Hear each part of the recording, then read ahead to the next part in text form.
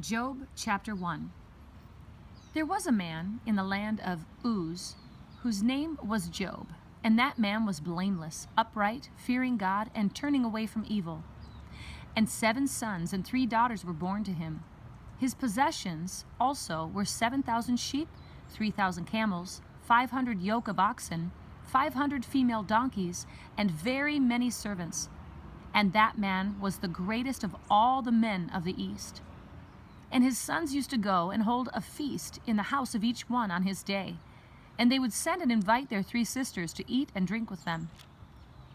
And it came about, when the days of feasting had completed their cycle, that Job would send and consecrate them, rising up early in the morning and offering burnt offerings according to the number of them all.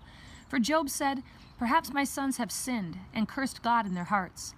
Thus Job did continually. Now there was a day when the sons of God came to present themselves before the Lord, and Satan also came among them. And the Lord said to Satan, "From where do you come?" Then Satan answered the Lord and said, "From roaming about on the earth and walking around on it." And the Lord said to Satan, "Have you considered my servant Job? For there is no one like him on the earth, a blameless and upright man, fearing God and turning away from evil." Then Satan answered the Lord, "Does Job fear God for nothing? Have you not made a hedge about him and his house and all that he has on every side? You have blessed the work of his hands, and his possessions have increased in the land. But put forth your hand now and touch all that he has. He will surely curse you to your face." Then the Lord said to Satan, "Behold, all that he has is in your power. Only do not put forth your hand on him." So Satan departed from the presence of the Lord. Now it happened on the day when his sons and his daughters were eating and drinking wine in their oldest brother's house, that a messenger came to Job and said, "The oxen were plowing and the donkeys feeding beside them, and the Sabaeans attacked and took them. They also slew the servants with the edge of the sword, and I alone have escaped to tell you." While he was still speaking, another also came and said, "The fire of God fell from heaven and burned up the sheep and the servants and consumed them, and I alone have escaped to tell you."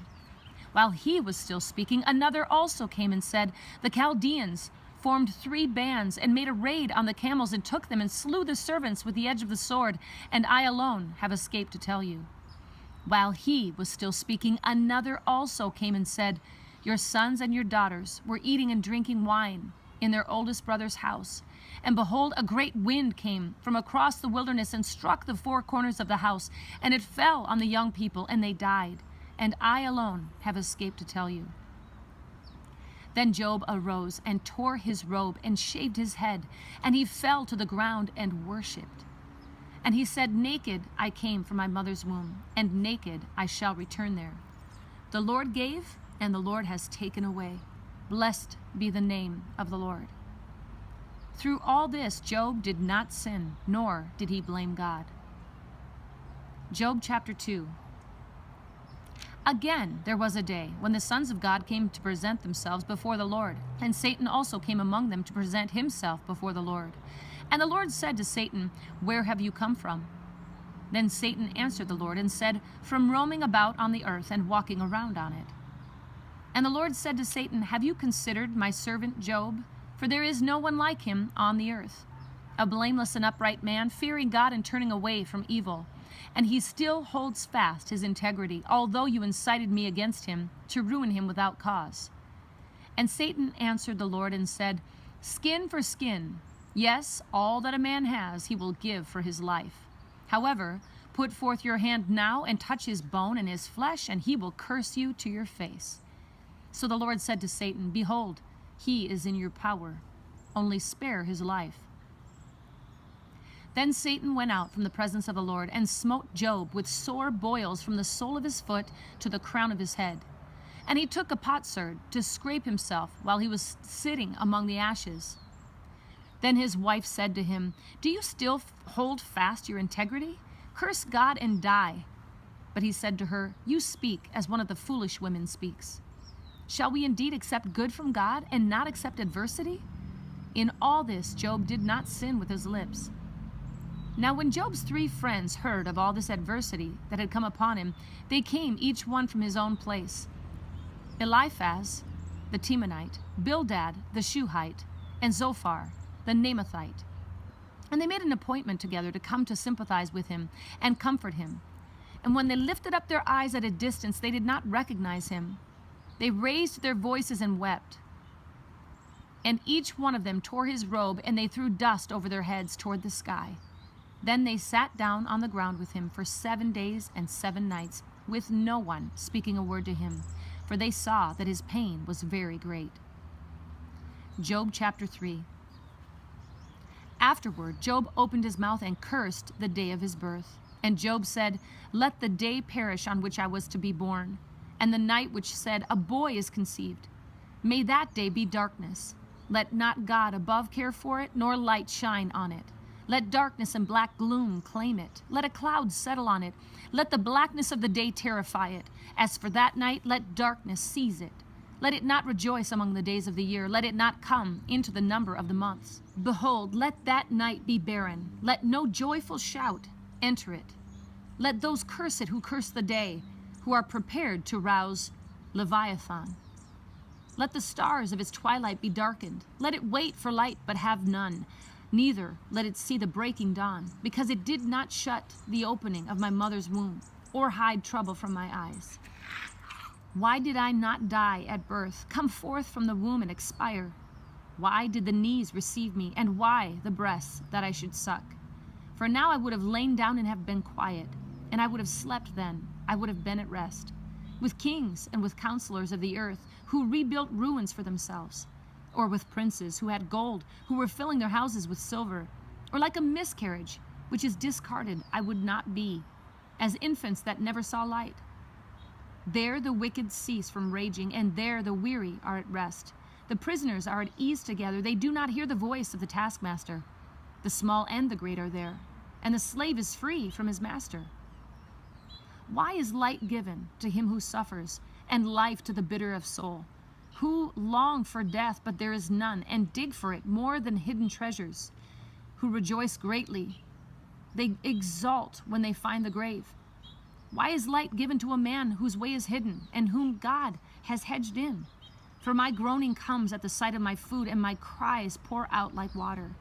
For what I fear comes upon me, and what I dread befalls me. I am not at ease, nor am I quiet, and I am not at rest, but turmoil comes. Job chapter 4. Then Eliphaz the Temanite answered, "If one ventures a word with you, will you become impatient? But who can refrain from speaking? Behold, you have admonished many, and you have strengthened weak hands. Your words have helped the tottering to stand, and you have strengthened feeble knees. But now it has come to you, and you are impatient. It touches you, and you are dismayed.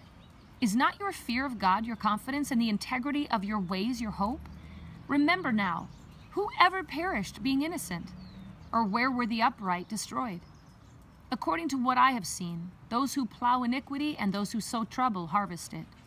By the breath of God they perish, and by the blast of his anger they come to an end. The roaring of the lion and the voice of the fierce lion, and the teeth of the young lions are broken. The lion perishes for lack of prey, and the whelps of the lioness are scattered. Now a word was brought to me stealthily, and my ear received a whisper of it. Amid disquieting thoughts from the visions of the night, when deep sleep falls on men, dread came upon me, and trembling, and made all my bones shake. Then a spirit passed by my face. The hair of my flesh bristled up. It stood still, but I could not discern its appearance. A form was before my eyes. There was silence. Then I heard a voice. Can mankind be just before God? Can a man be pure before his Maker? He puts no trust even in his servants, and against his angels he charges error.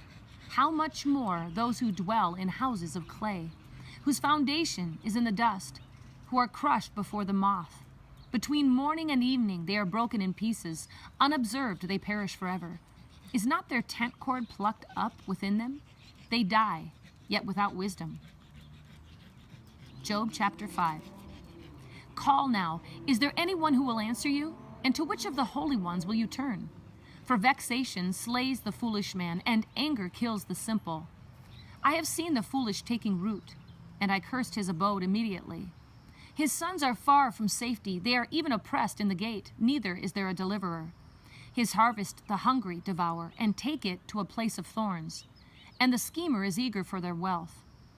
For affliction does not come from the dust, neither does trouble sprout from the ground. For man is born for trouble, as sparks fly upward. But as for me, I would seek God, and I would place my cause before God, who does great and unsearchable things, wonders without number. He gives rain on the earth and sends water on the fields, so that he sets on high those who are lowly, and those who mourn are lifted to safety.